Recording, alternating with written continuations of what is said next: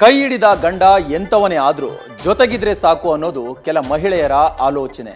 ಇದೇ ಕೊಲೆಯ ಕಳಂಕ ಹೊತ್ತು ಕತ್ತಲ ಕೋಣೆ ಸೇರಿರುವ ಆರೋಪಿ ದರ್ಶನ್ಗಾಗಿ ಪತ್ನಿ ವಿಜಯಲಕ್ಷ್ಮಿ ಮಾಡದ ಪ್ರಯತ್ನಗಳಿಲ್ಲ, ಪೂಜಿಸದ ದೇವರುಗಳಿಲ್ಲ. ಇದೀಗ ದಾಸನಿಗೆ ಮಾಫಿ ಸಾಕ್ಷಿ ಡೆವಿಲ್ನಂತೆ ಬೆನ್ನಿ ಬಿದ್ದಿರುವ ಹೊತ್ತಲ್ಲೇ ವಿಜಯಲಕ್ಷ್ಮಿ ಕರಾವಳಿ ದೈವದ ಮೊರೆ ಹೋಗಿದ್ದಾರೆ. ಇದೇ ಹೊತ್ತಲ್ಲಿ ರೇಣುಕಾಸ್ವಾಮಿ ಕೊಲೆ ಪ್ರಕರಣದ ಸಾಕ್ಷಿಗೆ ಬೆದರಿಕೆ ಹಾಕಿದ್ದ ಆರೋಪಿ ದರ್ಶನ್ ಪತ್ನಿ ಜೊತೆ ಪ್ರತ್ಯಕ್ಷವಾಗಿರೋದು ಅನುಮಾನಕ್ಕೆ ಎಡೆ ಮಾಡಿಕೊಟ್ಟಿದೆ.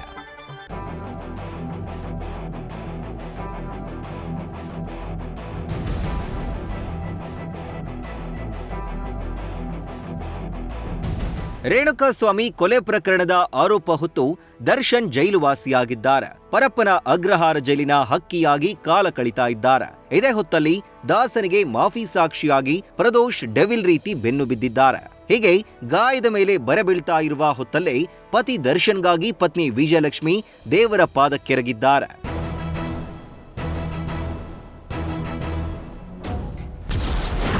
ದರ್ಶನ್ಗಾಗಿ ದೈವದ ಮೊರೆ ಹೋದ ವಿಜಯಲಕ್ಷ್ಮಿ.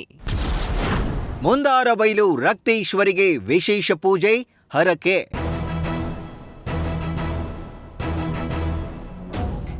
ಪತಿಯೇ ಪರದೈವ ಅಂತ ತಿಳಿದಿರುವ ವಿಜಯಲಕ್ಷ್ಮಿ ಪತಿ ದರ್ಶನ್ ಜೈಲು ಸೇರ್ತಾ ಇದ್ದಂತೆ ಪೂಜಿಸಿದಿರೋ ದೇವರೇ ಇಲ್ಲ, ಮಾಡಿದಿರೋ ಪೂಜೆಯೇ ಇಲ್ಲ, ತೀರಿಸದಿರೋ ಹರಕೆಗಳೇ ಇಲ್ಲ.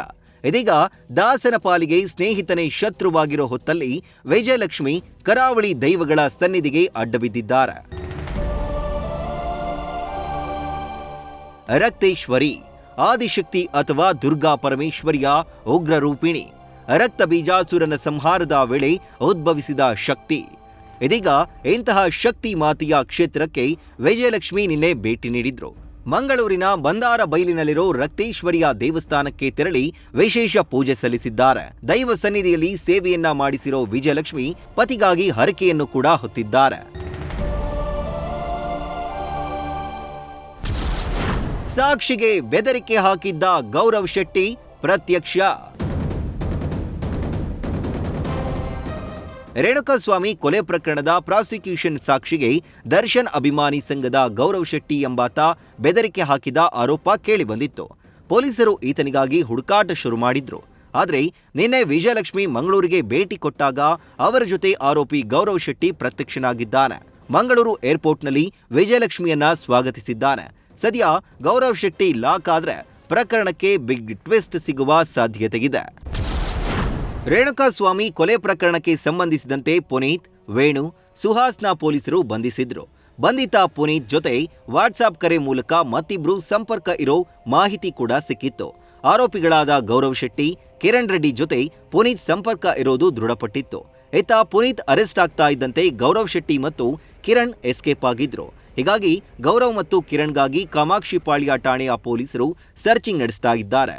ಹೀಗೆ ಪೊಲೀಸರು ಹುಡುಕಾಟ ನಡೆಸ್ತಾ ಇರುವ ವೇಳೆಯಲ್ಲೇ ನಿನ್ನೆ ವಿಜಯಲಕ್ಷ್ಮಿಯ ಜೊತೆ ಗೌರವ್ ಶೆಟ್ಟಿ ಪ್ರತ್ಯಕ್ಷನಾಗಿದ್ದಾನೆ. ಸಾಕ್ಷಿಗೆ ಬೆದರಿಕೆ ಹಾಕಿದ್ದವನು ವಿಜಯಲಕ್ಷ್ಮಿ ಜೊತೆ ಕಾಣಿಸಿಕೊಂಡಿದ್ದೇಕೆ?